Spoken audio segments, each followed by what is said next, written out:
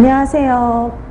안녕하세요. 네, 만나서 반갑습니다. 여러분들과 식품위생학을 같이 공부해 나갈 김지연입니다.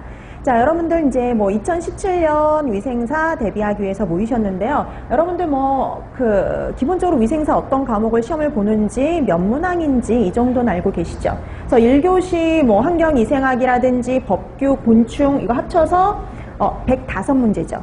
그리고 그 다음에 2교시 이제 식품위생학하고 공중보건 합쳐서 75문제, 그래서 총 180문제입니다, 필기는.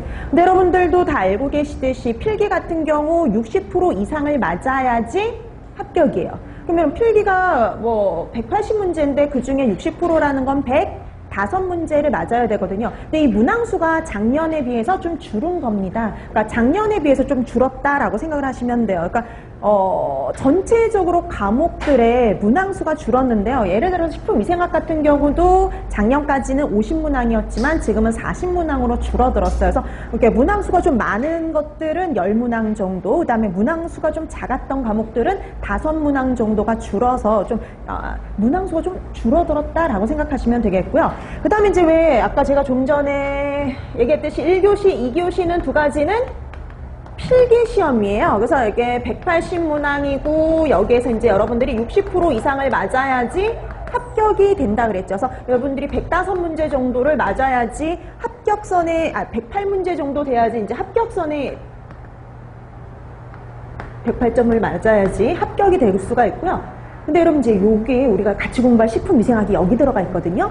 공중보건하고 그 다음에 식품위생 합쳐서 75문항, 그러니까 이쪽이 35문항, 그 다음에 식품위생이 40문항이거든요. 그러니까 둘이 합치면 75문항인데 실제 시험 시간은 얼마냐면 65분이에요. 그러니까 65분 동안 75문항을 다 푸시고 그 다음에 이제 뭐도 하셔야 되냐면 마킹까지, 답안지 마킹까지 다 끝내야 되거든요. 그럼 우리가 여기서 알 수 있는 사실이 하나 있어요.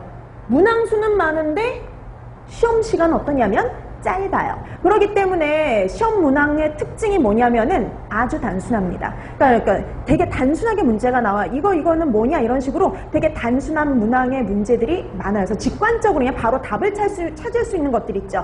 그런 문항들이 대다수. 그 다음에 좀 지문이 길어지는 것들 있죠. 옳은 것을 찾아라, 옳지 않은 것을 찾아라 라는 유형처럼 이렇게 좀 지문이 길어지는 문항은 좀 드물다라고 생각하시면 돼요. 그래서 식품위생에 나와 있는 다른 문항들도 거의 다른 다른 과목들의 문항도 마찬가지지만 위생사의 문제 문항들은 되게 단순하다라고 생각하시면 돼요. 아주 단순하게 문제가 출제가 됩니다. 그래서 뭔가 되게 꼬아내거나 막 어렵게 내는 것보다는 아주 단순하게 그냥 이걸 알고 있는지 질문하는 것들이 가장 많고 대다수를 차지한다라고 생각하시면 돼요. 그 다음에 또 그래서 문항이 우선 간단하다는 거, 간단한 문항이라는 거. 그 다음에 두 번째는 특징이 또 뭐가 있냐면 예전에 기존에 나왔던 것들이 다시 리바이벌 돼서 다시 나오는 것들이 되게 많대라는 거예요.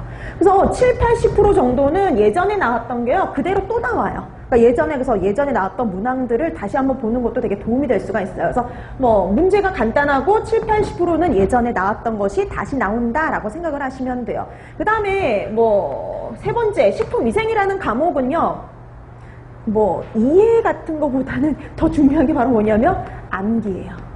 그러니까 누가 더 많이 아느냐에 따라서 시험 점수가 달라져요. 그래서 아주 이제 본인이 노력한 만큼 가져갈 수 있는 과목, 손쉽게 여러분들이 점수를 획득할 수 있는 과목 중에 하나다라고 생각을 하시면 됩니다. 그러니까 여러분들이 조금만 노력하시면은요 30점 이상 맞는 거 아주 손쉽게 이룰 수가 있는 과목이에요.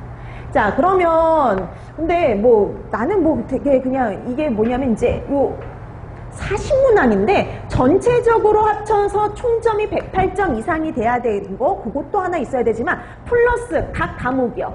각 과목당 40%, 최소한 40% 이상은 맞아줘야 돼요. 근데 여러분 식품위생은 40%면 몇 점이냐면 16문제밖에 안 되거든요. 그러니까 여러분들 웬만해서는 식품위생이 16문제를 못 맞아서 떨어질 일은 거의 없어요. 그러니까 보통 이제 식품위생에서 많은 점수를 낼 수 있는 과목 중에 하나거든요. 손쉽기 때문에.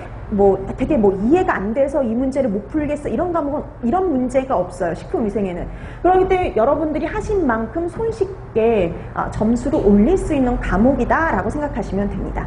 자, 그런데 암기 위주의 과목이긴 하지만 내용이 되게 많거든요. 그러니까 내용이 좀 더 많기 때문에 여러분들이 어떻게 하면 좀 더 쉽게, 그 다음에 또 어떤 것들을 위주로 해서 공부를 하시는 것이 좋은지를 방향을 제시한다라고 생각하시면 돼요. 그래서 수업 시간에는 여러분들이 어떻게 공부를 하셔야 될지, 그 다음에 어떤 것들을 봐야 될지, 그런 것들의 방향 제시, 공부할 것들을 제시하는 게 식품위생 수업의 목적이다라고 생각하시면 될 것 같아요.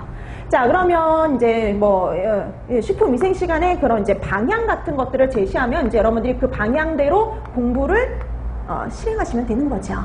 자, 그러면 이제 여러분들이 얘 같은 경우에는 40점 만점에